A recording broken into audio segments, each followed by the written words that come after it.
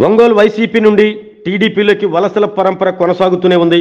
17వ division పెళ్లూరుకు చెందిన YCP నాయకులు తాళ్ళూరి శ్రీను, తాళ్ళూరి వెంకట్రావు, తాళ్ళూరి వెంకయ్య, రామిశెట్టి కృష్ణ, తాళ్ళూరి నారాయణతో పాటు సుమారు 100 మందికి పైగా వైసీపీ పార్టీని వీడి ఒంగోలు టీడీపీ ఉమ్మడి అభ్యర్థి దామచర్ల జనార్దన్ సమక్షంలో టీడీపీ తీర్థం పుచ్చుకున్నారు.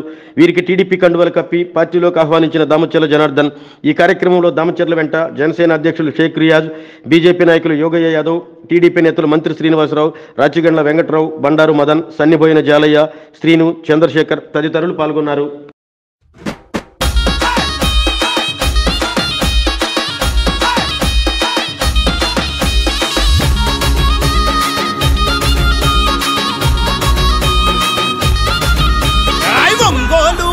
మీద తెలుగుదేశ సైన్యమా, జనబలమే తన బలమని సాగిన జన ఖడ్గమా, జనబలమే తన బలమని సాగిన జన ఖడ్గమా.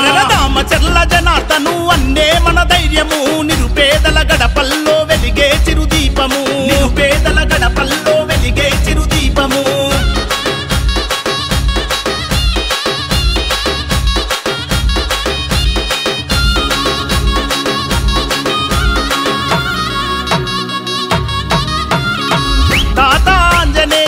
ఆశయ పంటవో, పేదల కలిని తీర్చిన పెరుగన్నమో, పేదల కలిని తీర్చిన పెరుగన్నమో. నమ్మిన జెండ కింద నడక నేర్చి ఎదిగినోడు, చంద్రన్న విలువలను ప్రాణంగా నమ్మినోడు, చంద్రన్న విలువలను ప్రాణంగా నమ్మినోడు. న్యాయం ఊపిరిగా సేవే మార్గంగా, న్యాయం ఊపిరిగా సేవే మార్గంగా. ఒంగోలు ప్రాంత ప్రజల రుణం. జగన్మోహన్ రెడ్డి ఇద్దరు చర్యలు చెబుతున్నారంటే ఆ పార్టీ ఎలాంటిదో ఒకసారి ఆలోచించండి. దానికి నిదర్శనమే నిన్న కాక మొన్న ఒంగోలులో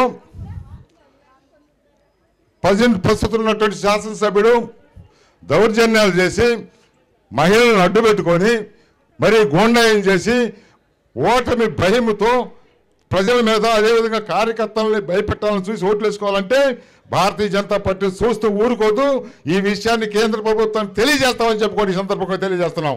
ఎందువల్లంటే ఆషామాష కాదు, మీ యొక్క ధైర్యం, మీ యొక్క అసెంబ్లీ నువ్వు 5 సంవత్సరాలు 5 సార్లు ఈ అసెంబ్లీకి, ఒంగోలు అసెంబ్లీకి ఎన్నికై మరి ప్రాతినిధ్యం వహించిన వ్యక్తివి, 20 సంవత్సరాలు ఈ ఒంగోలు అసెంబ్లీకి ఎమ్మెల్యేగా ఉండే వ్యక్తివి, ఎలాంటి అభివృద్ధి లేకుండా కనీసం 100 మంది కార్మికులు పనిచేసేదానికి ఒక పరిశ్రమలు కూడా తీసుకురానటువంటి అసమర్థమైనటువంటి ఎమ్మెల్యే ఎవరైనా ఉన్నట్టే ఖచ్చితంగా ఈ ఒంగోలు స్థానిక ఎమ్మెల్యే అని చెప్పి సందర్భంగా చెప్పక తప్పదు.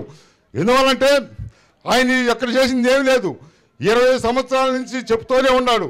చివరకు ఆయన ఊరికి పోవటానికి మరి నల్లవాగు దగ్గర బ్రిడ్జి జనార్దన్ గారు అయితే ఆ బ్రిడ్జి మీద నిలబడుతున్నటువంటి వ్యక్తి ఈరోజు ఈ యొక్క అసెంబ్లీ ఎమ్మెల్యే అని చెప్పి సందర్భం చెప్పక తప్పదు.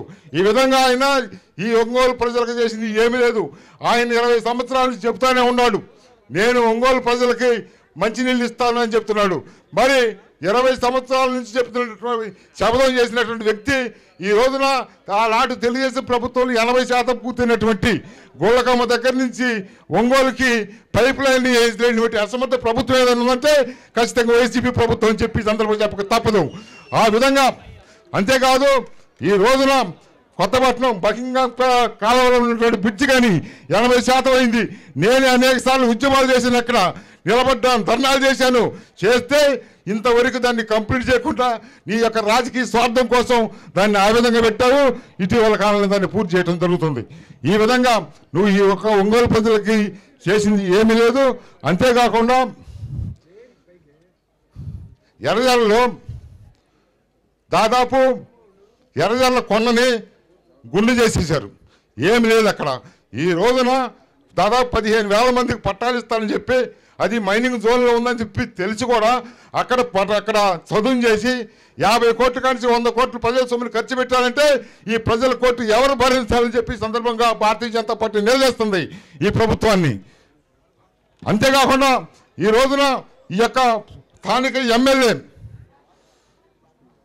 ఈ రోజున అతను చేసినటువంటి దుర్మార్గమైన పరిస్థితులు ఏంటంటే ఈ యొక్క ఒంగోలు పరిసర ప్రాంతాల్లో నకిలీ స్టాంపులు, భూ కుంభకోణాలు జరిగి దాదాపు 300 కోట్ల స్కామ్ జరిగితే అసలైన ముద్దాయిలందరినీ పక్కన తిప్పుకుంటూ చివరకు అనామకులందరూ జైల్లో పెట్టి నాకు తెలియదంటే సరిపోతుందా?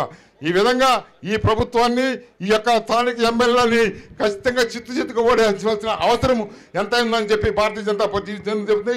అదేవిధంగా ఎన్డీఏ అభ్యర్థి అయినటువంటి దామచరి జనార్దన్ గారు మీకు అందరికీ తెలిసిన వ్యక్తే, సౌమ్యుడు, ఏ పని ఉన్నా కానీ చేస్తాడు, అభివృద్ధి ప్రదాత కనుక ఆయన్ని అధిక సంఖ్యలో మనందరూ కూడా గెలిపించి రాబో ఎన్నికల్లో గెలిపించి ఆయన్ని ఈ రాష్ట్రానికి మంత్రిని చేసే విధంగా కూడా మనందరూ కూడా ప్రయత్నించాలని కోరుకుంటూ మరి ఈ అవకాశం ఇచ్చి మీకు అందరూ కూడా ఇప్పుడే వచ్చిన మన షేక్ రియాజ్ గారికి ఈ ఎన్నికలలో దామచర్ల జనార్దన్ గారు, మాగుంట శ్రీనివాసరెడ్డి గారు గెలవటం ఖచ్చితంగా ఈ రాష్ట్రానికి దేశానికి పూర్తిగా అవసరమైన విషయాన్ని మీరందరూ కూడా గుర్తుపెట్టుకోవాలి. కూటమి అంటే ఏదో అధికారం కోసం ఏర్పడినటువంటి కూటమి కాదు. ఇది చంద్రబాబు నాయుడు గారి అనుభవం, పవన్ కళ్యాణ్ గారి పవరు, మోడీ గారి సమర్థత, ఈ ముగ్గురు కలిసి రేపు రాబోయేటువంటి రోజుల్లో మంచి ప్రభుత్వాన్ని ప్రజలకు ఏర్పాటు చేస్తూ ఉన్నారు. మరలా జగన్మోహన్ రెడ్డి కనుక ఈ రాష్ట్రానికి ముఖ్యమంత్రి అయితే, ఒంగోలుకి బాలినేని శ్రీనివాసరెడ్డి కనుక శాసనసభ్యుడైతే పూర్తి స్థాయిలో ఈ నియోజకవర్గము, ఈ రాష్ట్రము అధోగతి పాలవుతున్న విషయాన్ని మనందరం కూడా గుర్తుపెట్టుకోవాల్సిన అవసరం ఉంది. కాబట్టే పవన్ కళ్యాణ్ గారు ఎక్కడ నెగ్గాల కాదు ఎక్కడ తగ్గాలని ఎప్పుడు చెప్తా ఉంటాడు. ఆయన తగ్గి ఈ కూటమిని ఏర్పాటు చేయడంలో కీలక పాత్ర పోషించి ఈ రాష్ట్రాన్ని ఒక నియంత కబంధ హస్తాల్లో నుంచి బయటికి తీసుకొచ్చేటువంటి ప్రయత్నం చేస్తూ ఉన్నాడు. దానికి మనందరం కూడా మద్దతు ఇవ్వాల్సినటువంటి అవసరం ఉంది. మీరందరూ కనుక తలుచుకుంటే దామచర్ల జనార్దన్ గారు 40,000 మెజార్టీతో గెలుస్తారు, గుర్తుపెట్టుకోండి.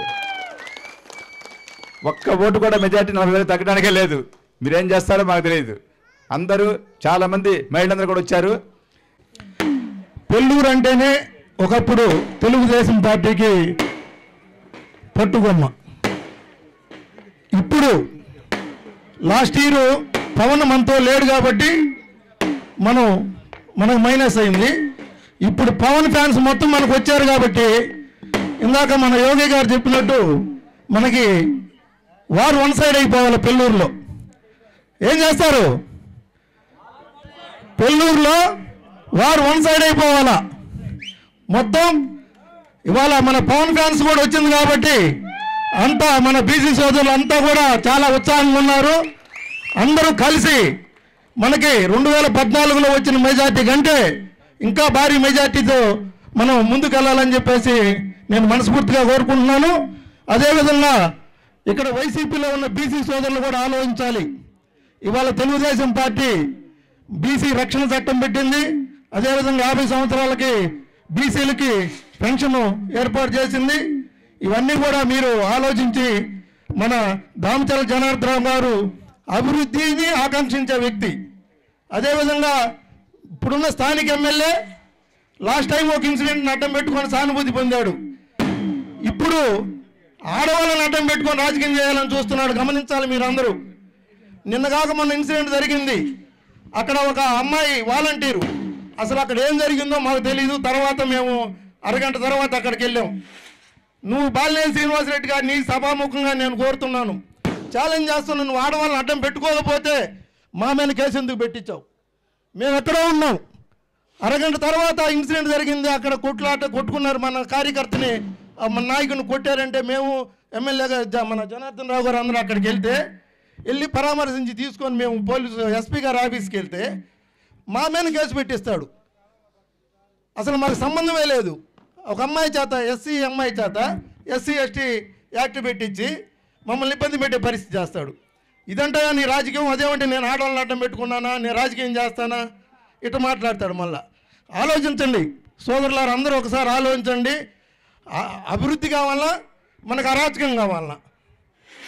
ఇవాళ శాంతి భద్రతల పరిస్థితి కూడా ఒంగోలు ఎంత దారుణంగా ఉందంటే ప్రతి ఒక్కళ్ళకి అంతా 21-22 సంవత్సరాల కుర్రోళ్ళు వాళ్ళకి మందు పోయిపీయటం, గంజాయి దాపీయటం, బజార్లో తిప్పటం, డబ్బులు ఇచ్చి 5,000, 2,000, 3,000 ఇచ్చి మరీ దారుణంగా తయారయ్యారు. కాబట్టి ఆలోచించి ప్రతి ఒక్కరు కూడా మన గ్రామంలో 2014లో వచ్చిన మెజార్టీ కంటే ఇంకా ఎక్కువ మెజార్టీ తెస్తారని చెప్పేసి ఆశిస్తూ అందరూ కూడా 2 ఓట్లు సైకిల్ గుర్తుకేసి మా వీర మహిళలందరికీ కూడా ముందుగా నా ధన్యవాదాలు తెలియజేస్తున్నాను. ఒంగోలు నియోజకవర్గంలో గత 30 ఏళ్ల నుంచి మనం చూస్తున్నాం. ప్రతి 30 ఏళ్ళకు కూడా ఒక జనరేషన్ అనేది మారుతూ ఉండిద్ది. 1999లో మొట్టమొదటిసారి బాలినేని శ్రీనివాసరెడ్డి అనే వ్యక్తి పోటీ చేశాడు.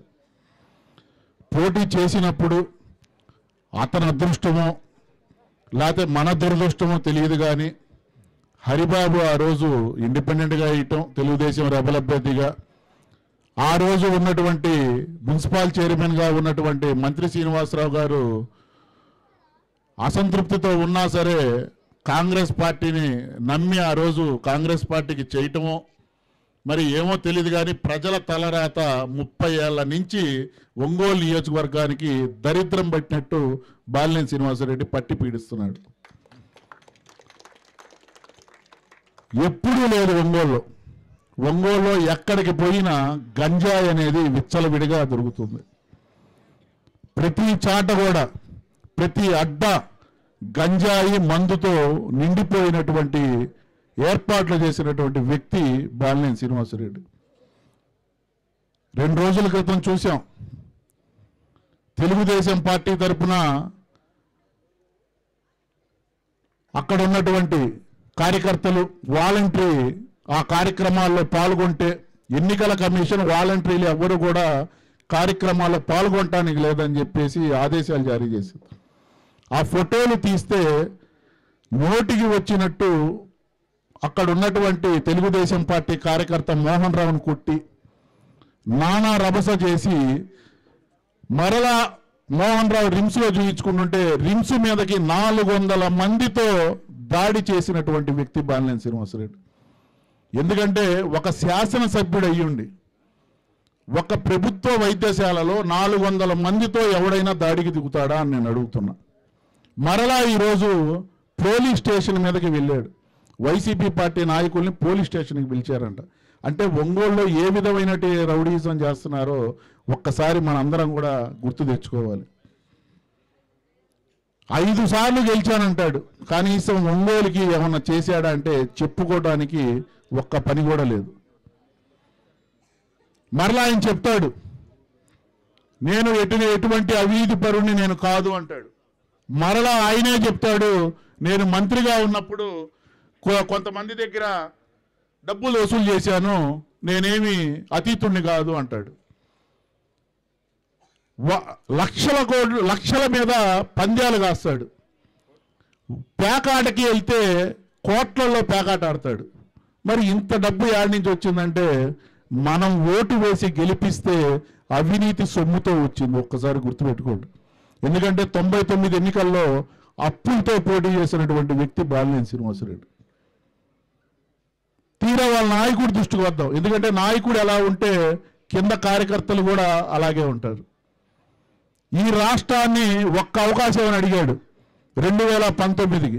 సరే, రాజశేఖర రెడ్డి గారిని చూసాం కదా, ఒక్క అవకాశం జగన్మోహన్ రెడ్డికి కూడా ఇద్దాం, ప్రతి వీధిలో తిరుగుతున్నాడు, మనందరికి కూడా ముద్దు పెడుతున్నాడు, నేనున్నానంటున్నాడు. అలాగే బీజేపీ పార్టీ కార్యకర్తలు కూడా జనార్దన్ గారు ఒక తెలుగుదేశం పార్టీకే కాదు నా అభ్యర్థి, ఈరోజు జనసేన పార్టీ కూడా అభ్యర్థి జనార్దన్ గారే, బీజేపీ పార్టీ అభ్యర్థి కూడా జనార్దన్ గారే. కాబట్టి కూటమి అభ్యర్థిగా ఆయన్ని గెలిపించుకోవాల్సినటువంటి బాధ్యత మా ప్రతి ఒక్కరి మీద ఉంది. ఈ పెళ్ళూరు తెలుగుదేశం పార్టీ జనసేన పార్టీ అడ్డగా ఉండేది ఎప్పుడు. ఎందుకంటే గతంలో ప్రజారాజ్యం పార్టీ నుంచి కూడా చూసాం. మరలా రేపు రాబోయే ఎన్నికల్లో 14లో మనకి ఏ విధమైనటువంటి కూటమి ఆ రోజు ఉన్నటువంటి 3 పార్టీల కూడా మన కులగల దాని ప్రకారం ఇంటింటికి తిరిగి అందరికాడ వ్యక్తిగత సమాచారాన్ని మొత్తం కూడా తీసుకున్నారు. ఆ వ్యక్తిగత సమాచారం తీసుకొని కనీసం పబ్లిష్ చేయకుండా మీ యొక్క వైఎస్ఆర్సీపీ కార్యకర్తల చేతుల్లో వాటిని పెట్టేసి మీ పార్టీకి మీరు ఎవరు ఓటేస్తారు, ఎవరు ఓటారు, ఎవరిని ఏం చేయాలి, ఎవరిని ఏం చేయకూడదని చెప్పి మీరే డిసైడ్ చేసుకునేటప్పుడు. అందువలన వాలంటీర్లు వాళ్ళు మేబీ రిజైన్ చేయొచ్చు. ఏంది ఇప్పుడు రేపు ఇక్కడ ప్రచారం జరుగుతుంది, ఇక్కడ వాలంటీర్లు ఈ రోజు నేను రిజైన్ చేశా, అక్కడ పోయి ప్రచారంలో పాల్గొంటే సరిపోద్దా? నో, వాళ్ళు అసలు పాల్గొనడానికే లేదు. అసలు ఎక్కువ మాట్లాడితే వాళ్ళని అవసరం చేయాల్సినటువంటి పరిస్థితి. కానీ ఇక్కడ భారతీయ జనతా పార్టీ కానీ ఎన్డీఏ కూటమి కానీ వాలంటీర్ వ్యవస్థకి వ్యతిరేకం కాదని చెప్పని ఈ సందర్భంగా తెలియజేస్తూ చాలా సంతోషం ఈరోజు ఒక మంచి కార్యక్రమాన్ని, ఎందుకంటే 10 రోజుల ముందు మన గ్రామంలో డోర్ టు డోరు అన్నీ కూడా బజార్లో కూడా తిరిగాం. అందరికి కూడా మనం చేసిన పనులు కూడా అందరికీ చెప్పాం. ఏదైతే మన టైంలో 4,57,00,000 రూపాయలు మన గ్రామానికి అభివృద్ధి కార్యక్రమాలు చేసామో అవన్నీ కూడా అందరికి కూడా తెలియపరిచాం. అదేవిధంగా ప్రతి బజారు ప్రతి ఒక్కరిని కూడా ఆ రోజు మహిళలు కానీ అందరిని కూడా కలుసుకొని ఈ ఊరు కూడా డోర్ టు డోర్ తిరగటం కూడా జరిగిందని చెప్పి కూడా మీకు తెలియజేస్తున్నా. అదేవిధంగా ఆ తర్వాత ఈరోజు మన తాళ్ళూరి శ్రీనివాస్ గారు మొన్న వచ్చేసి మేమందరం కూడా మళ్ళా తెలుగుదేశం పార్టీలో చేరతాం, అందరం కలిసి మంచి మెజారిటీ కోసం మేమందరం కూడా కృషి చేస్తామని చెప్పిన తర్వాత మళ్ళీ ఈరోజు ఈ కార్యక్రమాన్ని ఏర్పాటు చేశాం. ఈరోజు అదేవిధంగా తాళ్ళూరు వెంకట్రావు గారు, తాళ్ళూరు వెంకయ్య గారు, తాళ్ళూరు నారాయణ గారు, రాయశెట్టి కృష్ణ గారు, అదేవిధంగా తాళ్ళూరు శ్రీను గారు, వాళ్ళందరూ కూడా ఎంతోమంది ఈరోజు తెలుగుదేశం పార్టీలోకి రావటం చాలా సంతోషం అని చెప్పి కూడా మీకు తెలియజేస్తున్నా. ఏదైనా కూడా ఈరోజు ఊరు ఒకటైపోయింది. ఈరోజు పూర్తిగా అదివరకు మన దగ్గరికి 14లో వచ్చే లోపల 850 ఓట్ల మెజారిటీ మన పెళ్ళూరు గ్రామానికి ఉండింది. ఆ తర్వాత 14లో మనకి లేకపోవటం కొంత మైనస్గా ఆ రోజు వచ్చింది. ఈరోజు మనకి ఉండే అంబేద్కర్ కాలనీ కానీ, అదేవిధంగా మనకి ప్రగతి కాలనీ కానీ, అదేవిధంగా మన ఊరు కలిసి 4,300 ఓట్లు ఈరోజు మన డివిజన్కి ఉంది.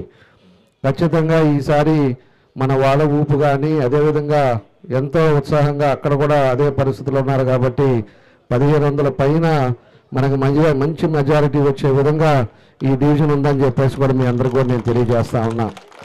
ఓసారి మనం గమనించుకున్నప్పుడు 14-19లో అన్ని ప్రాంతాలు కూడా డెవలప్ అవ్వాలి. ఎక్కడ కూడా మనకు అదివరకు పెద్ద పల్లెటూరు అనే ఒంగోలుని ఒక కార్పొరేషన్ రీతిలో తీసుకురావాలని చెప్పి దగ్గర 2,600 కోట్ల రూపాయల పైన అభివృద్ధి కార్యక్రమాలు కూడా మనం ఒంగోలులో చేశాం. పార్కులు డెవలప్ చేశాం, సిమెంట్ రోడ్స్ చేసాం, డ్రైన్స్ చేసాం, పెన్షన్లు ఇచ్చాం, ఇల్లు కట్టించాం, ఎన్నో కార్యక్రమాలు. ఎవరన్నా బాగలేని వాళ్ళు ఉంటే సిఎంఆర్ఎఫ్ నుంచి మళ్ళా కూడా వాళ్ళకి 4 లక్షలు ఖర్చు అయితే మళ్ళా 2 లక్షలు డబ్బులు తీసుకొచ్చి మళ్ళీ వెనక్కి ఇచ్చాం. ఇలాంటి కార్యక్రమాలు మీ ఇక్కడ ఉండే పల్లెటూరు కాబట్టి చెరువులు పుడికలు తీసాం, మంచినీళ్ళు స్కీమ్ తీసుకొచ్చాం, మంచినీళ్ళు కూడా పైప్ లైన్ ఇంటింటికి చేయాలని చెప్పి దాన్ని కూడా తీసుకురావడం కూడా తెలుగుదేశం టైంలో ఇలాంటివన్నీ కూడా కార్యక్రమాలు చేశాం. ఇక్కడ కూడా ఆ రోజు ఎన్హెచ్ వర్క్ జరుగుతూ ఉంటే ఆ ముందు వాళ్ళకి అందరికి కూడా సర్వీస్ రోడ్లు ఆ రోజు డబ్బులు రాకపోతే ఎన్హెచ్ పీడీతో మాట్లాడి అక్కడ ఉండే ఇల్లు వాళ్ళందరికి కూడా ఆ రోజు డబ్బులు వచ్చేదానికి కూడా మనం కూడా కృషి చేసి వాళ్ళందరికీ కూడా డబ్బులు ఇప్పించాం. ఇలాంటి ఎన్నో కార్యక్రమాలు మన టైంలో మనం చేశాం. ఈరోజు అంతకుముందు ఉండే అతను ఏం చేశాడో తెలుసు. ఇప్పుడు 19 అన్నా మనం చేసిన పని ఏ విధంగా కంటిన్యూ చేయాలనేది కూడా ఈ మనిషికి లేదు. 19 నుంచి 24 దాకా మన గ్రామంలో ఏం చేశారనేది కూడా మీరు అందరూ కూడా ఆలోచించాలి. మన గ్రామంలో ఏదైనా ఒక్క మంచి పని జరిగిందా అని చెప్పేసి మిమ్మల్ని అడుగుతా ఉన్నా. ఈరోజు ఏడైనా కూడా పెన్షన్లు ఉండే వాళ్ళకు కూడా మనం ఆ రోజు 100% పెన్షన్లు ఇస్తే పెన్షన్లు కూడా తీసేశారు. అదేమంటే రేషన్ కార్డులు తీసేశారు, మీ కరెంటు బిల్లు ఎక్కువ వస్తుంది అంటున్నారు. ఈరోజు మీ కారు ఉందో లేకపోతే స్కూటర్ ఉందో అని చెప్పేసి మిమ్మల్ని పెన్షన్లు తీసేశారు. ఈరోజు ఒక దగ్గరికి వెళ్తే 2 కాళ్ళు లేని వికలాంగులు కూడా పెన్షన్లు పోయినాయి. అట్లా సగం మందికి పెన్షన్లు తీసి ఈరోజు ఎంతోమంది కూడా ముసలి వాళ్ళని ఇబ్బందులు పెట్టే పరిస్థితి ఇక్కడ చూస్తున్నాం. అదేవిధంగా రెండోది ఆ రోజు మద్య నిషేధం అని చెప్పాడు సైకో జగన్ రెడ్డి. చెప్పి మద్యం వ్యాపారం చేయటం మొదలుపెట్టి మద్యాన్ని దొంగ మద్యం ఇచ్చి ఈరోజు ఆ చీప్ లిక్కర్ వల్ల 40,000 మంది ఈరోజు మన రాష్ట్రంలో చనిపోయారు. అది ఉత్త స్పిరిట్ తాగటమే. ఆ పేపర్ పైన బ్రాండ్ల పేర్లు పెట్టి ఆ స్పిరిట్ మందుని తాపించి దాని విధంగా ఈరోజు ఎంతోమంది ఆడపడుచుల బొట్టుని తీసేసిన వ్యక్తి సైకో జగన్ రెడ్డి అని చెప్పి కూడా మీకు తెలియజేస్తా ఉన్నా. ఇలాగ ఒకటి కాదు, మనకి జాబ్ క్యాలెండర్ అన్నాడు. ఈరోజు మన వాళ్ళు చదువుకున్న పిల్లలకు ఒక్కరికన్నా ఉద్యోగం వచ్చిందని అడుగుతున్నా. ఈరోజు చదువుకోవడానికి కంప్లీట్ చేశారే కానీ రోడ్ల మీద తిరుగుతూ ఉన్నారు. ఈరోజు ఇబ్బందులు పడుతూ ఉన్నారు. ఒక్క దగ్గర కూడా ఉద్యోగాలు లేవు, ఒక కంపెనీ లేదు. ఈరోజు ఆయన ఇష్టారాజ్యంగా 12 లక్షల కోట్ల అప్పులు తీసుకొచ్చి అన్ని విధాలుగా కూడా సంపాదన ఒకటి తప్పితే ఇంకా రాష్ట్ర అభివృద్ధి కోసం ₹1 పెట్టకుండా ఈరోజు రాష్ట్రాన్ని సర్వనాశనం చేసిన వ్యక్తి ఈ జగన్మోహన్ రెడ్డి అని చెప్పి కూడా మేము తెలియజేస్తూ ఉన్నాం. ఇవన్నీ కూడా మీరు అందరూ కూడా గమనించుకోవాలి. అప్పటికి ఇప్పటికీ ఉత్సాహం చూడండి. ఏం జరుగుతుంది రాష్ట్రంలో, మనం ఏం చేస్తున్నాం, రాష్ట్రంలో అప్పుడు ఉండే పరిస్థితుల్లో శాంతియుతంగా మనం ఏ పని చేసుకున్నా కూడా ఒక పద్ధతి ప్రకారంగా పనులు జరిగేది. ఈరోజు ఈ ప్రభుత్వంలో కక్ష సాధింపులు, ఎవరన్నా మాట్లాడటానికి తప్పు చేసిన తప్పని మాట్లాడితే వాళ్ళ మీద కేసు పెడతారు, వాళ్ళ మీద ఇంటికి వచ్చి కొట్టిపోతారు. ఆ విధంగా అయిన భయభ్రాంతులను ఈరోజు అధికారులను తీసుకొచ్చారు. అదేవిధంగా అందరినీ కూడా ప్రజలను కూడా ఈరోజు భయభ్రాంతులు చేసి ఈరోజు రాష్ట్రంలో అనేక రకాలుగా ఈరోజు జరగడం జరుగుతుందని చెప్పారు. మీకు తెలియజేస్తున్నా, మీ పొలాలు మీకు ఉంటాయి అనేది కూడా నమ్మకం లేని పరిస్థితులు అయిపోయినాయి. దొంగ స్టాంపులతోటి మీ పొలాలు కూడా వేరే వాళ్ళు అమ్ముకున్నారు కూడా మనకు తెలిసే పరిస్థితి లేకుండా పోయే పరిస్థితి మన రాష్ట్రంలో, మన ఒంగోలులో కూడా ఉందనేది కూడా మీ అందరికీ తెలియజేస్తున్నా. ఒంగోలులో అనేక స్వరాలు, బ్రాహ్మణ పొలాలు కానీ, అదేవిధంగా కొంతమంది ఎన్ని రకాలుగా పొలాలు కానీ స్థలాలు కానీ ఆక్యుపై చేశారో ఒకసారి మనందరం కూడా ఆలోచించుకోవాలి. ఈరోజు అలాంటి వ్యవస్థలో మనం ఉన్నాం. ఎవరన్నా మాట్లాడితే వాళ్ళని ఇబ్బందులు పెట్టే పరిస్థితి. నిన్న కూడా మొన్న 2-3 సంఘటనలు కూడా చూసాం మనం. నిన్న మేము 22 డివిజన్లో మేము రోడ్డు ఆ రోజు జాయినింగ్స్ ఉంటే అక్కడ ఉంటే అక్కడ జరిగింది ఒక పద్ధతి ప్రకారంగా వాళ్ళ కోడలు డోర్ టు డోరు క్యాన్వాసింగ్ తిరుగుతుందంట.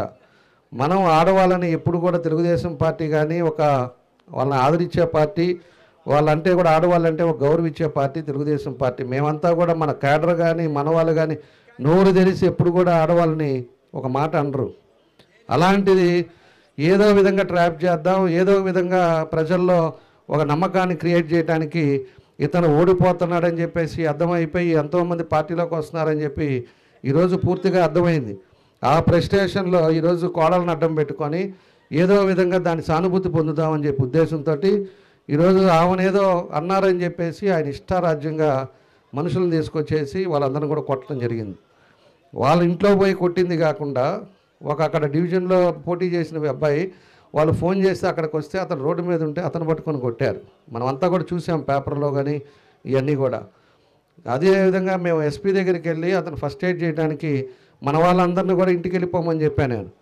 వెళ్ళిపోంటే మేము కొంతమంది వెళ్ళేసి హాస్పిటల్ అడ్మిట్ చేసి దానికి చూసుకొని వస్తామని చెప్పేసి మేమంతా కూడా రిమ్స్ గవర్నమెంట్ హాస్పిటల్కి తీసుకెళ్ళి అది ఫస్ట్ ఎయిడ్ వేపిస్తూ ఉంటే తక్కువ మంది ఉన్నారని చూసి కావాలని 400 మందితోటి వచ్చి పోలీసు వాళ్ళు మళ్ళీ దానికి సపోర్టు, పోలీసు వాళ్ళే దగ్గరుండి ఇవన్నీ కూడా కార్యక్రమాలు చేసి మన వాళ్ళని ఒక 4-5 కొట్టడం కూడా జరిగిందని చెప్పి కూడా మీకు తెలియజేస్తూ ఉన్నా. ఎందుకంటే గూండారాజ్యం చేస్తున్నాడు.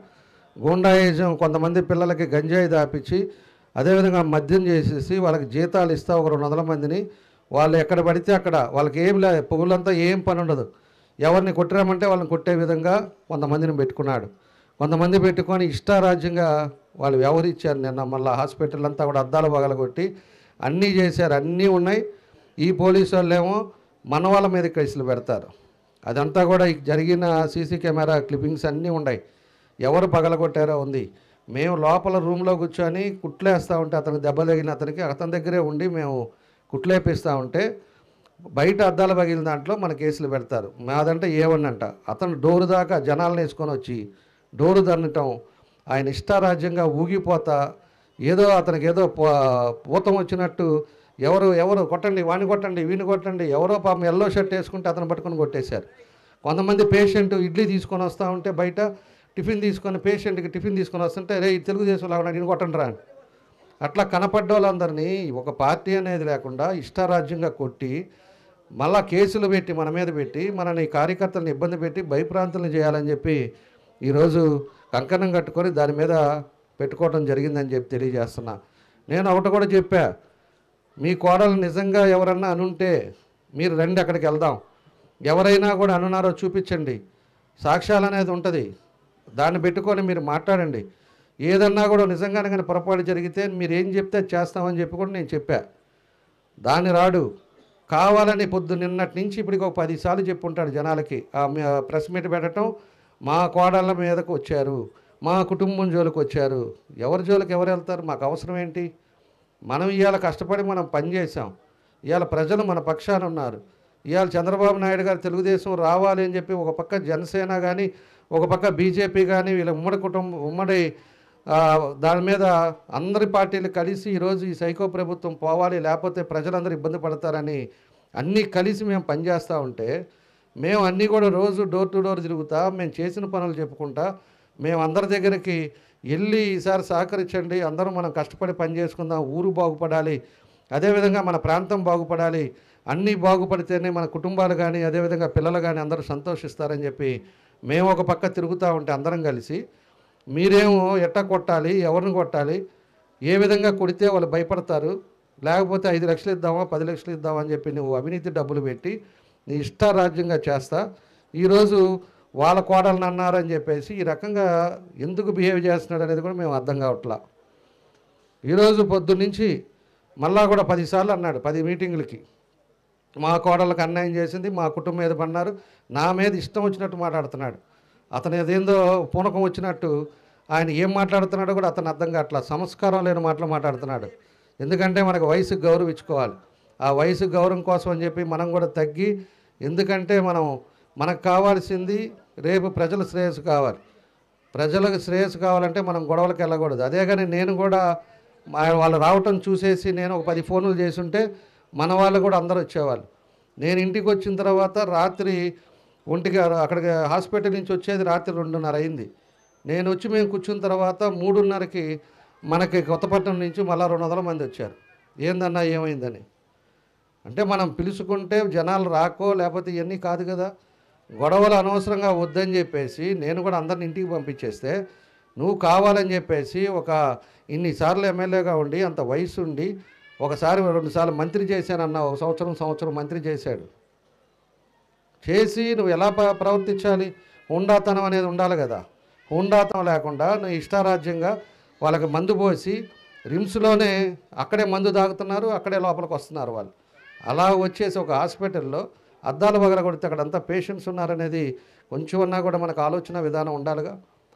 అవన్నీ లేకుండా నీ ఇష్టం వచ్చినట్టు ఊగిపోతే ఎవరు ఊగుతారు, నీ వయసుకి ఊగాల్సిందే అంతే, ఏమీ చేయలేరు. అందుకని ఎక్కువ ప్రెస్టేషన్కి పోకుండా కరెక్ట్గా నీ ఆరోగ్యం కరెక్ట్గా స్ట్రీమ్లైన్ చేసుకొని రేపు నువ్వేం చేసావో రేపు ఏం చేయబోతున్నావో ప్రజలకు చెప్పి నువ్వు జాగ్రత్తగా హెల్త్ కూడా జాగ్రత్తగా చూసుకుంటే మంచిదని చెప్పి కూడా మన గ్రామం తరపున మన వాళ్ళందరి తరపున నేను ఆయనకి తెలియజేస్తూ ఉన్నా. కాబట్టి ఇవన్నీ పరిస్థితులను బట్టి మనం అర్థం చేసుకొని జాగ్రత్తగా మెలగాలి. 10 మందిని వేసుకొని ఎవరో గంజాయి వాళ్ళని తీసుకొచ్చేసి ఒక మనిషిని కొట్టినంత మాత్రం హీరోలు అవరు, లేకపోతే 4గురిని ఉన్నప్పుడు కొడితే హీరోలు అవరు.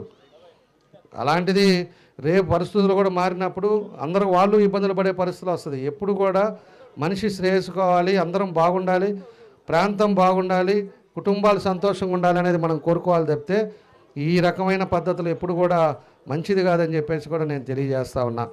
కాబట్టి ఇలాంటి వాతావరణంలో మన ఒంగోలు ఉంది. కాబట్టి మీ అందరూ కూడా ఆలోచించుకొని మంచి కావాలా లేకపోతే అవినీతి పరుడు కావాలా అనేది కూడా ఇవన్నీ కూడా ఆలోచించండి. మనకు అభివృద్ధితో పాటు మేము నీతివంతంగా చేశాం. మా ఊరు కూడా పక్కనే, మీకు అందరికి కూడా తెలుసు, చాలామంది ఇక్కడ మనకి ముందు చిన్నప్పటి నుంచి తెలిసిన వాళ్ళు కూడా ఉన్నారు.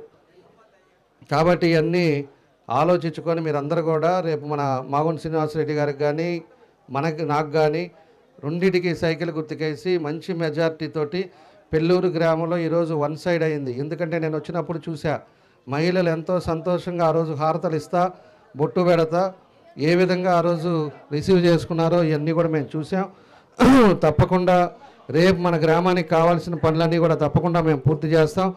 అందరం కూడా కలిసి మంచి మెజారిటీ కోసం మీ అందరూ కూడా కలిసికట్టుగా మీరు పనిచేయాలని చెప్పేసి ఈ సందర్భంగా మీ అందరిని కూడా కోరుకుంటూ ఈరోజు ఒక మంచి కార్యక్రమాన్ని ఈరోజు ఏర్పాటు చేసి మళ్ళీ మీ అందరిని కూడా కలిసే విధంగా ఈ కార్యక్రమాన్ని పెట్టిన మన తాళ్ళూరి శ్రీనివాసరావు గారికి మనస్ఫూర్తిగా నా అభినందనలు తెలియజేస్తూ ఈరోజు పార్టీలో వస్తున్న వాళ్ళందరికీ కూడా మనస్ఫూర్తిగా నా అభినందనలు తెలియజేస్తూ సెలవు తీసుకుంటున్నాను. Thank you. ఏదైతే ప్రజలకు ఉపయోగం ఉంటుందో దాని పథకాలు కూడా మీ అందరికి కూడా అనౌన్స్ చేయడం కూడా జరిగింది. మేమందరం కూడా మీ అందరికి ఇంటింటికి కూడా పంపించాం. ఒకటి దాని తర్వాత కూడా ఏదైతే పెన్షన్స్ ఈరోజు ఇబ్బంది పడుతున్నారో 200 అది వరకు 200 రూపాయలు అప్పుడు ఎన్టీ రామారావు ఉండేటప్పుడు 20 రూపాయలు ఇచ్చేవాడు. ఆ తర్వాత చంద్రబాబు నాయుడు గారు వచ్చిన తర్వాత 200 చేశాడు. 200 నుంచి 2,500 చేసిన ఘనత కూడా మన తెలుగుదేశం పార్టీ. ఆ తర్వాత మొన్న కూడా అనౌన్స్ చేశారు ఈరోజు పెన్షన్స్ వచ్చిన వాళ్ళందరికీ 4,000 ఇస్తామని చెప్పి ఇస్తారు. అదేవిధంగా వాలంటీర్స్కి కూడా మేము చెప్పాం ఎవరైతే రాజీనామా చేసి ఆ దొంగలతో తిరుగుతున్నారో వాళ్ళకి మళ్ళీ ఉద్యోగం టర్మినేట్ చేస్తాం. ఈరోజు రాజీనామా ఇచ్చేసి వాళ్ళు చెప్తున్నారు, మీరు రాజీనామా ఇవ్వండి, మీరు మళ్ళీ తిరగండి, రేపు మళ్ళీ మన ప్రభుత్వం వస్తుంది, అప్పుడు మళ్ళీ మీకే రేపు వచ్చేది 100% ఎన్డీఏ పార్టీ పూర్తిగా ఉద్యోగం నుంచి టర్మినేట్ చేస్తారని చెప్పి కూడా మీకు అందరికి కూడా వాలంటీర్స్కి కూడా చెప్తున్నాం. మీరు ఉద్యోగం చేసుకోండి. మీకు ఏదైతే 5,000 ఈరోజు ప్రభుత్వం ఇస్తుందో రేపు తెలుగుదేశం పార్టీ వస్తే 10,000 రూపాయలు వాళ్ళకి ఇస్తామని చెప్పేసి కూడా చంద్రబాబు నాయుడు గారు మొన్న అనౌన్స్ చేయడం కూడా జరిగింది. కాబట్టి వాలంటీర్స్ కూడా అత్యుత్సాహం మానేసి మీ వృత్తి మీ పని ఏదైతే ప్రభుత్వం చెప్తుందో ఆ పనులు చేసుకుంటే మీకు రేపు కూడా మళ్ళీ అలానే కంటిన్యూ అవుతారు. లేదు మేము వైఎస్ఆర్ రంగు వేసుకున్నాం, వైఎస్ఆర్ రంగు పూసుకున్నాం, ఆ దొంగలు ఏం చెప్తారో ఆ పనే చేస్తామని చెప్పేసి మీరు కూడా దొంగ పనులు చేస్తే రేపు ఇంటికాడ కూర్చుంటారు. ఖచ్చితంగా రేపు ఎవరి ద్వారా ఇంకో ద్వారా వచ్చి వాళ్ళు నాకున్నారు, తెలుగుదేశంలో మాకు చుట్టాలు ఉన్నారు, వాళ్ళ ద్వారా కూడా వచ్చి మేము మళ్ళీ ఉద్యోగం తీసుకుందామంటే ఏ చుట్టాలు ఉన్నా ఎవరి రికమెండేషన్ ఉన్నా ఈరోజు రాజీనామా చేసిన వాళ్ళకి రేపు అనేది పదవి అనేది ఉండదు. అది ఖచ్చితంగా జరుగుద్దని చెప్పి కూడా మరోసారి మీ అందరికి కూడా తెలియజేస్తూ ఉన్నాం. మహిళలకు కూడా బస్సు ఫ్రీ అని చెప్పారు, 3 సిలిండర్లు ఫ్రీ ఇస్తామని చెప్పారు. అదేవిధంగా మన అమ్మఒడి తల్లివందనం కింద ఒక అబ్బాయికి 15,000 రూపాయల కింద చదువుకోవడానికి ఇచ్చే విధంగా, అదేవిధంగా రైతులు ఎవరైతే ఉన్నారో వాళ్ళకి కూడా సంవత్సరానికి 15,000 ఇచ్చేటట్టుగా ఈ విధంగా చేయటం కూడా జరుగుతుందని చెప్పేసి కూడా ఈ పథకాలు కూడా మంచి అందరికీ ఉపయోగపడే పెట్టారని చెప్పి కూడా మీకు తెలియజేస్తున్నా. ఈరోజు కరెంటు బిల్లు 8 సార్లు పెరిగింది. చిన్న సామాన్యుడికి 150 రూపాయలు ఉండే కరెంటు ఈరోజు 1,100, 1,200 కడుతున్నారు. అదేవిధంగా నిత్యావసర వస్తువులు అప్పటికి ఇప్పటికి 4 సార్లు రేట్లు పెరిగిపోయినాయి. అది వరకు 2,000 తీసుకెళ్తే నెలకు సరిపోయేది పిల్లలకి, ఆ ఇంట్లో ఉండే నలుగురికి. ఈరోజు 10,000 తీసుకెళ్ళినా మనకి సరుకులు నెలకు వచ్చే పరిస్థితులు వచ్చినాయి. అన్ని రేట్లు వాళ్ళు ఇష్టారాజ్యంగా పెట్టి అకౌంట్లో డబ్బులు వేస్తున్నానని చెప్పి ఈరోజు ప్రజలది ఆ అకౌంట్లో డబ్బులు 10,000 వేస్తే మీకు 20,000 ఖర్చు చూపిస్తున్నారు. ఈరోజు డీజిల్ కానీ, పెట్రోల్ కానీ, గ్యాస్ కానీ, అన్నీ కరెంటు కానీ అన్నీ పెంచేసి మీకు 20,000 ఖర్చు చూపిస్తున్నారు, వాళ్ళేమో 10,000 వేస్తున్నాను అంటున్నాడు. దాని విధంగా లిక్కర్ కూడా, మందు కూడా పోయినసారి 120 రూపాయలు ఉంటే క్వార్టరు ఈరోజు 250 రూపాయలు అమ్ముతున్నారు. అంటే ఎంత ఉందో, అది కూడా చీప్ లిక్కరు. ఆ 200 రూపాయలు తాగిన వాళ్ళు ఖచ్చితంగా ఇందాక మా బుజ్జిని చూసాయడ, అడుగో చెయ్యి తెగెత్తున్నాడు. ఆ బుజ్జి అది వరకు లావుగా దిట్టంగా బాగుండేవాడు. నేను ఏంద్ర స్వామి ఇట్ అయిపోయామని చెప్తే ఏముంది జగన్మందమయ్య అట్లా అయిపోయాడు. నాకు 7వ తరగతిలో కారు నేర్పించాడు మా కార్ డ్రైవర్ అతను, మన ఊరు అతను. ఈరోజు సన్నగా మొహం అంతా కూడా ఇట్ అయిపోయి ఎట్లా అయిపోయాడని అదేలే. కాబట్టి ఇవన్నీ కూడా మనం ఆలోచించుకొని మీరందరూ కూడా ఒక మంచి ఆలోచన, మంచి నిర్ణయానికి రావాలని చెప్పేసి కూడా మీ అందరికీ తెలియజేస్తున్నా. కాబట్టి మరోసారి మీ అందరికీ నా ధన్యవాదాలు అని చెప్పి తెలియజేస్తూ సెలవు తీసుకుంటున్నాను.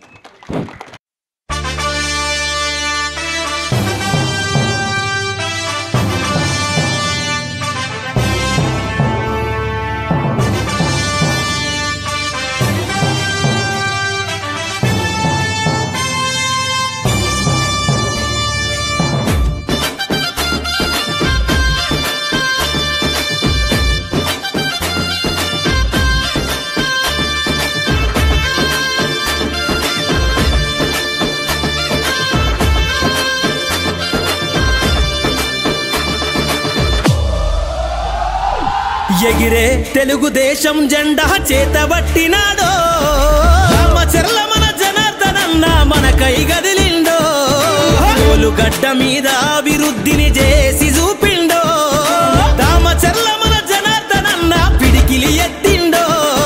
ఎగిరే తెలుగుదేశం జెండా చేతబట్టినాడో, రామచర్ల మన జనార్దనన్న మన కై గదిలిండో, గడ్డ మీద అభివృద్ధిని చేసి చూపిండో, రామచర్ల మన జనార్దనన్న పిడికిలి ఎత్తిండో.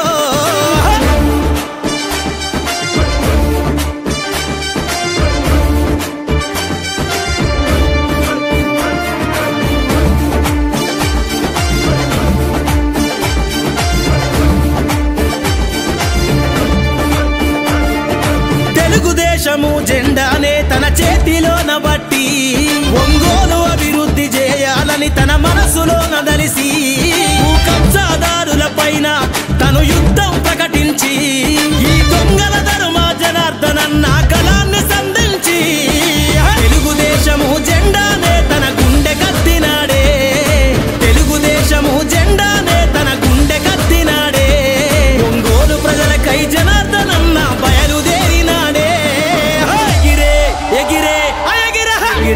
తెలుగుదేశం జెండా చేతబట్టినాడో రామచర్ల మన జనార్దనన్న మన కై గదిలిండో రామచర్ల మన జనార్దనన్న మన కై గదిలిండో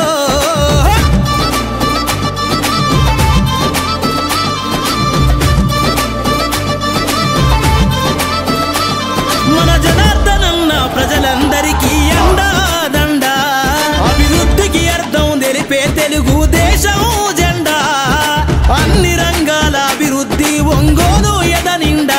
ఇది ఇప్పుడు ప్యాక్ చేయండి, గాజులు వచ్చే నెల తీసుకుంటానులే. వచ్చే నెల ఎందుకు? అంటే పెద్ద ఇన్వెస్ట్మెంట్ కదా, మొత్తం ఒకేసారి కొనడం ఎందుకని. అలా చేస్తే వచ్చే నెల బంగారం ధర పెరిగిపోతుందేమో. కావాల్సినవి తెలిసినప్పుడు కొనడానికి మాత్రం కన్ఫ్యూజన్ దేనికి? మలబార్ అడ్వాన్స్ వెడ్డింగ్ ప్లాన్ ఉందిగా, చెప్పండి. మీరు కొనాలనుకుంటున్న బంగారం మొత్తంలో 10% అడ్వాన్స్ పే చేస్తే చాలు. మేము దాన్ని ఈ రోజు బంగారం ధరకే బ్లాక్ చేసి ఉంచుతాం. ఫైనల్ పర్చేస్ అప్పుడు మీరు బుక్ చేసుకున్న ధర లేదా కొనుగోలు చేసే రోజు ధర రెండిట్లో ఏది తక్కువైతే ఆ ధరకే పొందొచ్చు. అంటే రిస్క్ చిన్నది, ఆనందం పెద్దది. బాగుంది కదా. నా కుటుంబం, నా సంబరం, నా మలబార్.